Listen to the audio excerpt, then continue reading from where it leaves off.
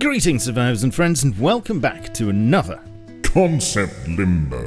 And if you don't know what one of those is, then you're probably stuck in Concept Limbo yourself.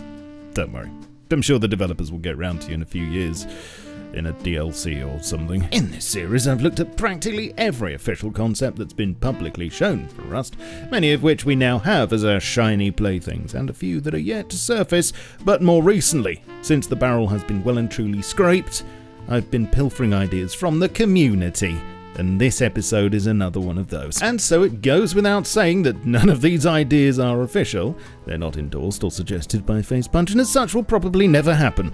But there's nought wrong with a bit of window shopping, is there? And so first, I think one of the strongest themes running through my Concept Limbo vids and plugin showcases so far has been vehicles. It seems anything's preferable to walking these days, and why not? It's unpleasant business. I don't think we've had a hovercraft though, and certainly not one this well modelled. Oh, and animated. We are being spoiled.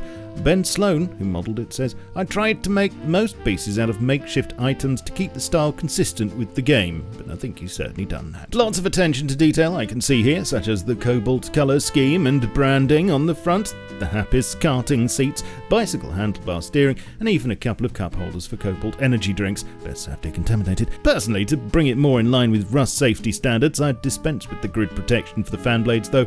A warning should be sufficient. Interestingly, with this model he's suggesting it should be battery operated, hopefully to encourage players to explore areas in this field that are ignored. I guess it would be both quiet and presumably greener, although what happens if you run out of charge halfway to an oil rig? That aside, this would definitely fill a vehicular niche and make it easy to go out to sea without having a base on the beach.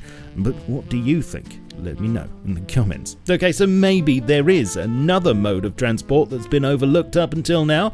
I can't think why.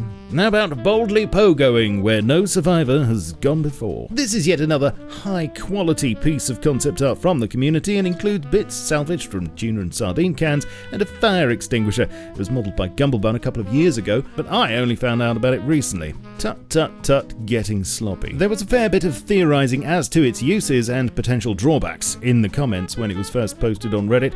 Pogo boosting was an obvious first reaction for many, as was the potential to negate full damage. Perhaps it would even allow us to finally get up cliffs again. A lot of people wondered how you could possibly use one and wield a weapon, and it was pointed out that one-handed pogoing was a thing, and even no-handed is possible if your thighs are hench enough. Don't try that at home, please. Besides, the whole thing could be a weapon, and potentially one-hit kill someone if you were able to bounce on their head. Some commentators wanted to see it as a jackhammer skin at least, and there was of course the highly ominous suggestion of the inevitable rise of the Pogo gang, if it ever were added. But do you think it would work? And what would you do with it if you had one? Let me know below. Arms for the poor next, but first, I'm beginning to regret building that natural gas-powered pie factory, so here's a quick message from this video's sponsor. This is you, wanting to assert your dominance on the internet. Maybe for you that means being able to access movies and games that aren't available in your country, or keeping all your online activity secret from those pesky people who write down everything you do. Internet service providers, that's why you need NordVPN. Nord is your very own secret tunnel through the internet mountain that encrypts your data and hides your real IP address, which for one thing makes you immune to DDoS attacks. But apart from being a VPN, it comes packed with a ton of cybersecurity features that work even when you're not connected, such as blocking intrusive ads, malicious trackers and websites, and monitoring that your data hasn't been leaked to the dark web. Connect to over 5,000 super fast servers in nearly 60 countries from wherever you're hiding. There's a Nord app for Windows, Mac OS, iOS, Android, Linux, Android TV, and probably even your granddad's hearing aids. Works whilst you're out and about and can be used on up to 6 devices simultaneously with unlimited bandwidth. And if you need another reason to grab NordVPN, right now you can get a 2-year plan at 65% off, plus an additional 4 months absolutely free by using my link down below or with code SHADOWFRAX. Back to the video, and is your rock collection getting a bit unwieldy? Are you struggling to find uses for them beyond the world of paperweights and doorstops? How handy would it be if they had a use beyond the first minute or so of spawning, assuming you make it that far? Well, with that in mind, here's another concept from Ben Sloan to brighten your day. Rock It launcher. Very basic looking, but that's the point. made mostly, it seems, from a log, with a clothes peg for a trigger and a tube of cobalt chips for the sight. This was suggested as a tier 1 alternative to its stronger cousin, costing 750 wood, 3 rope and 100 cloth, doing 50 damage to players per shot, but being about as accurate as an inebriated stormtrooper. So you'd need to get up close to be effective. I would imagine it being a slow projectile too. I've no idea as to what's actually supposed to be propelling the rock, apart from back pressure, and I wouldn't allow it to do much if any damage to structures. I think a rock launcher meta would open up a whole lot of trouble. But I liked one suggestion in the Reddit comments that it could double as a kind of t-shirt cannon, letting you shoot other things like armor, weapons, or even a ladder to a teammate with it. Maybe even equipping a piece of attire shot from it onto the person automagically if they're on your team. That could be hilarious. Quite a lot of people in the comments wanting potato guns too. Now that would be dangerous. On to base building now, and I'm glad that finally someone modelled one of these as it's been asked for such a long time. This is an armoured ladder hatch, and I apologise for the amount of times you're going to see this animation, but it is quite short. It's certainly a step up from this epic visualisation from a whole 5 years ago.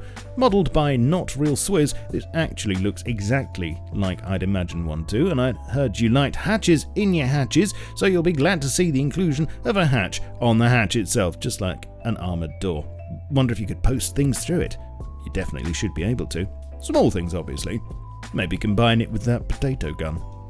Okay, here's an interesting one, and looking to solve a particular problem. Or two problems, I guess. A weapon strap, or sling, and a seat belt.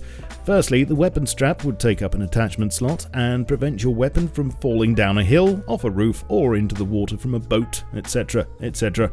If the worst were to happen, it would just stay in your hotbar. Secondly, the seat belt would be an attachment for a vehicle and stop you or a friend from falling out or off when you get killed.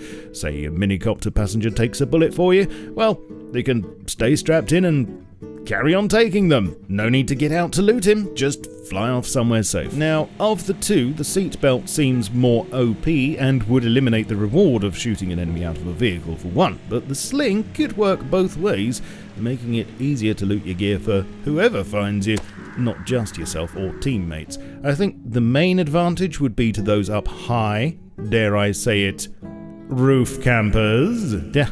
Perhaps it's not the greatest idea. But tell me what you think. How would you balance something like this if you had to? Wolves, bears and boars. Oh my, what an almighty pain in the buttocks they are sometimes though. You could say they're only dumb animals and it's all your fault for being made of meat. But whilst this is certainly true, it's sometimes difficult to get things done when your leg's being turned into a clarinet. And most methods of getting rid of them involve loud noises. Hold on though, as here's a radical concept. What about giving them exactly what they want? Just not whilst it's attached to your body. Areno99 on Reddit suggested dropping a chunk of meat, or corn, maybe, in the case of boars, or tossing it over your shoulder by the looks of things to distract them. A simple concept, to be sure, but a welcome one. Didn't this used to be a thing once upon a time, or did I dream it? Whatever the case, it's one of those things that makes so much sense that it'll probably never get added, just like bear traps actually working on bears. Lastly, all this talk of meat's made me hungry, but I do like a bit of convenience me. I demand my meals in easy to transport and rip open packages. I'm a man on the go, you see. So what about this concept then? Also from Gumblebun, something that you see in many other games, and I'm quite surprised we haven't had in Rust yet. MRE. Menu 13, Salisbury steak. But where's the pie, you ask? There it is. Menu 12, of course. Unspecified pie. Don't mind if I do. I guess whilst we're still waiting for Tier 2 cooking, we might as well have Tier 2 ready meals. Perhaps different types of MRE could be found in loot and grant you buffs.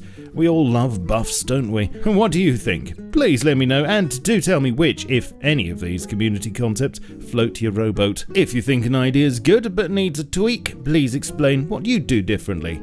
Sharing is caring. Leave a like and sub to the channel. Follow me on Twitch for streams, Twitter, Facebook, Discord, my Steam group for updates, and you can support me on Patreon with YouTube memberships or via my merch store. All links will be below. I shall catch you all soon, but in the meantime, keep calm and stay rusty. Cheerio.